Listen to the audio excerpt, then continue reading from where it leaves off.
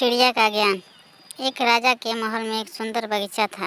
बगीचे में अंगूर की बेल लगी हुई थी और उस बेल पर एक चिड़िया रोज आकर बैठती थी। चिड़िया प्रतिदिन अंगूर की बेल से चुन चुन कर मीठे अंगूर खाती थी और खट्टे अंगूर को नीचे गिरा देती थी। बगीचे के माली ने चिड़िया को पकड़ने की बहुत कोशिश की, पर वह माली के हाथ नहीं आते थे। माली ने राजा को बात सुनाई। यह सुनकर राजा ने चिड़िया को सबक सिखाने की ठान ली और अगले दिन बगीचे में घूमते हुए जब चिड़िया अंगूर खाने आई तो राजा ने उसे पकड़ लिया।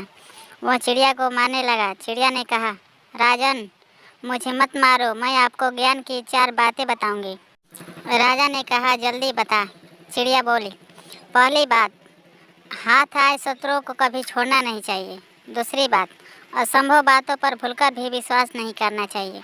तीसरी बात, बीती हुई बातों पर कभी पश्चाताप नहीं करना चाहिए। फिर चिड़िया अचानक रुक गई। राजा ने कहा, चौथी बात भी बता दो। चिड़िया बोली, चौथी बात ज़रा ध्यान से सुनने की है। मुझे ज़रा ढीला छोड़ दे क्योंकि अपने हाथों में मेरा दम घुट रहा है।